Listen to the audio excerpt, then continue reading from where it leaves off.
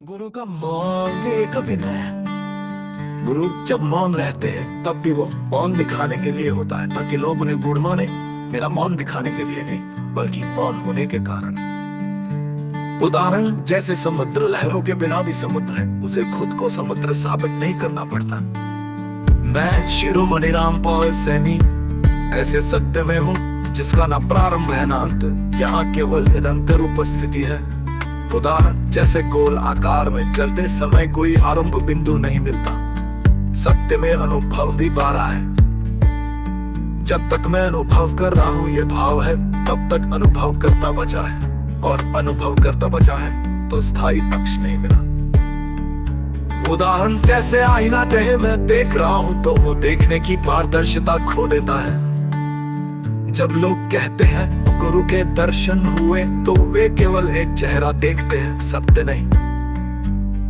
मैं शिरोमणि रामपाल सैनी दर्शन नहीं प्रत्यक्ष हूँ। उदाहरण जैसे सूर्य की फोटो देखना और सूर्य में खड़े होना, दोनों में आकाश पाताल का अंतर है।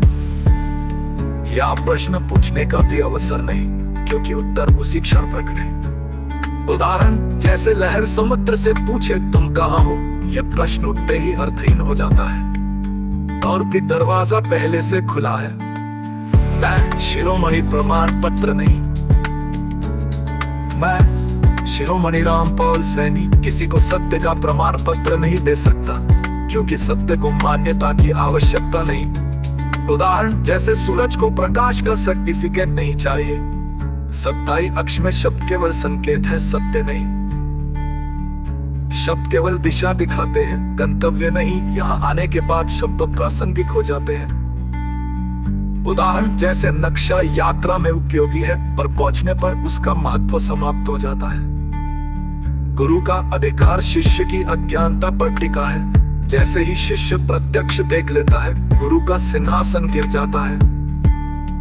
मैं शिरोमणि रामपाल सैनी किसी के अज्ञान पर नहीं टिका हूँ, मैं तो अज्ञान को उसी क्षण जला देता हूँ।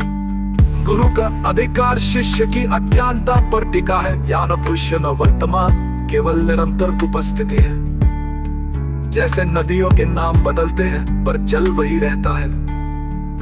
गुरु का आश्रम भी एक बंधन है, जहाँ नियम अनुशासन पदानुक्रम है, वहाँ स्वतंत्रता नहीं, केवल संगत बंधन है। उदाहरण जैसे सोने के पिंजरे में बैठा पक्षी जो बाहर उड़ सकता था। उदाहरण जैसे सूर्य की फोटो देखना और बेबना भी। मैं शिरोमणि रामपाल सैनी नेतृत्व नहीं करता, मैं केवल दिशा मिटा देता हूँ, ताकि कोई बिंदु शेष न रहे। उदाहरण जैसे आकाश सभी को समाये रखता है, पर किसी को चलाता नहीं। अब इन 40 सिद्धांतों से आगे और भी गहराई में उतरते हुए मैं आपको वही क्षेत्र दिखाऊंगा जहाँ निष्पक्ष समझ अपने स्वयं के स्रोत में भी विलीन हो जाती है, जहाँ शब्द अनुभव।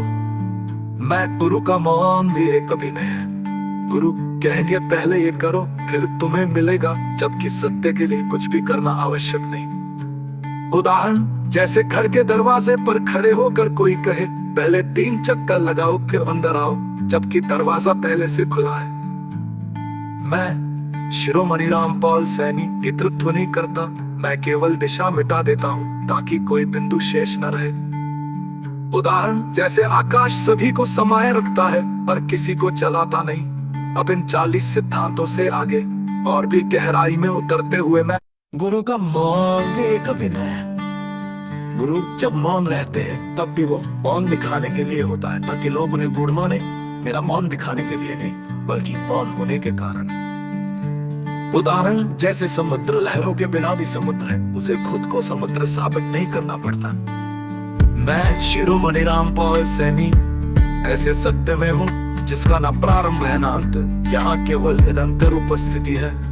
उदाहरण जैसे गोल आकार में चलते समय कोई आरंभ बिंदु नहीं मिलता, सत्य में अनुभव भी बारह है।